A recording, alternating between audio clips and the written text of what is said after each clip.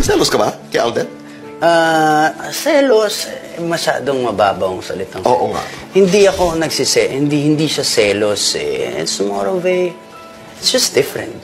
You know, and it's a different feeling kasi yung selos, makukuha mo lang yan kung saan-saan eh.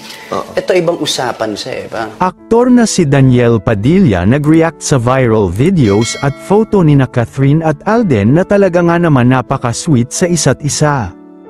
Viral ngayon ang kapuso aktor na si Alden Richards at ang naging ka-love team nito sa pelikulang Hello Love Goodbye way back 2019 na si Catherine Bernardo matapos maispatan ang aktor na laging nariyan sa mga special na araw ni Kath at sweet sa isa't isa. Matatanda ang unang nakitang magkasama ang dalawa noong araw ng kaarawan nito kung saan nagpa-party yacht si Catherine Bernardo at invited ang lahat ng mga kaibigan nitong non-showbiz at maging mga kaibigan nito sa industriya na ginanap sa El Nido, Palawan.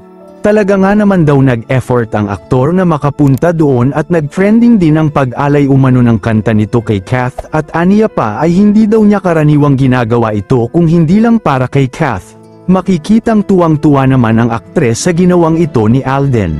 Kasunod naman nito, ay muling pinakilig ng dalawa ang mga Kathden fans sa naganap na pa-surprise post-birthday ng mga close friend ni Kath na sina Boop at Kimi Yap na dinaluhan muli ng Asia's multimedia star na si Alden Richards na may dala pang bouquet of red roses at luxury gift para kay Kath.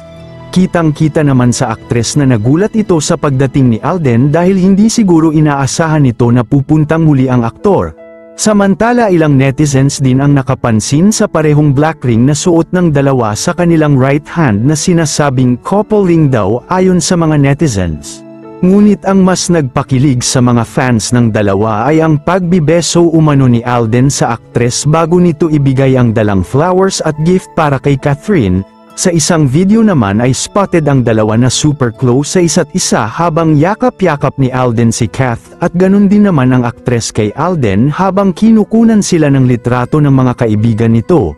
Kapansin-pansin din ang pagiging gentleman at sweet palagi ni Alden kay Kath kaya naman tanong ng marami kung ano kaya ang reaksyon ni Daniel Padilla patungkol dito. Matatandaang noong magtambal sina Kath at Alden sa pelikulang Hello Love Goodbye ay grabe daw ang insecurities at kung magselo si Daniel kay Alden, to the point na dinaanan lamang niya ito noon at hindi pinansin ang aktor.